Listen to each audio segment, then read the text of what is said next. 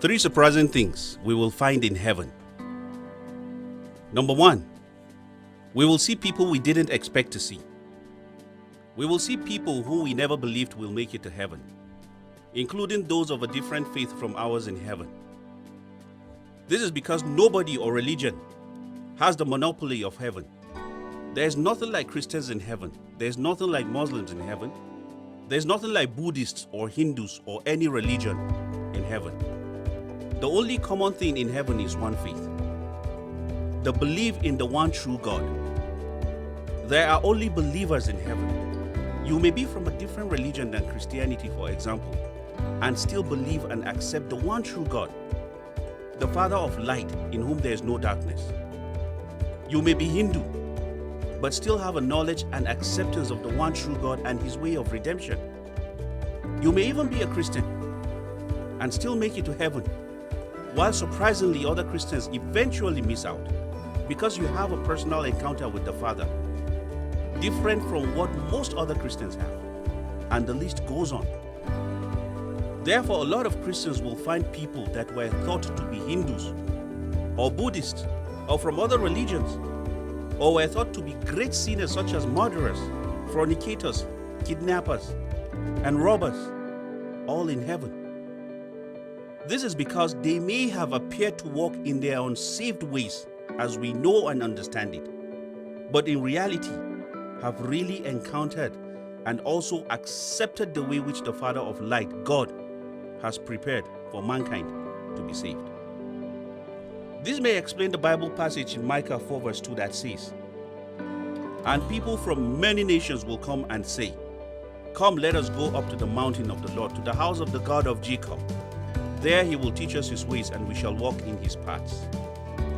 And if you believe that only Christians will make it to heaven, then consider that belief in the one true God existed even before the time of Christ. The Old Testament believers were not Christians, but many of them are already in heaven. Therefore, you will see people whom you believe to be of a different faith or religion from yours, but in secret were believers in Yahweh, God, the Almighty Father of light.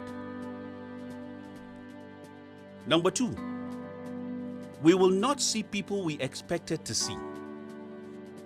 It is extremely possible that we may be on the lookout for many well-known evangelists, pastors, bishops, reverend fathers, general overseers, and so many other people from so many walks and shades of life that we believe to be true believers, but we won't see them.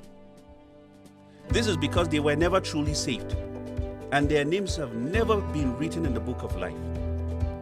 The book of Matthew chapter 7 verse 22 to 23 says, "And on that day, many will say to me, 'Lord, Lord, did we not prophesy in your name, and cast out demons in your name, and did so many works in your name?' And then will I declare to them and say, 'I never knew you. Depart from me, you workers of iniquity.'" Yeshua indeed made it clear when he said, "Not everyone who says to me, 'Lord, Lord,' shall enter the kingdom of heaven, but only he or she who does the will of my Father who is in heaven." Therefore, a lot of individuals we were certain of meeting up with in heaven will be strangely absent and nowhere to be found. Number three, we will find ourselves there. The last and most amazing thing about heaven will be that we shall find ourselves there. Imagine opening your eyes to the beauty and majesty of God's kingdom, being escorted through the pearly gates by heavenly beings, angels who are too magnificent to behold, standing before the awesome presence of the Almighty God, and finally being free from diseases, illnesses, wars, societal decadence, all kinds of evil, sorrow, and even death. Yes, imagine never to ever again be afraid of or threatened by death. You are now in an atmosphere of eternal rest.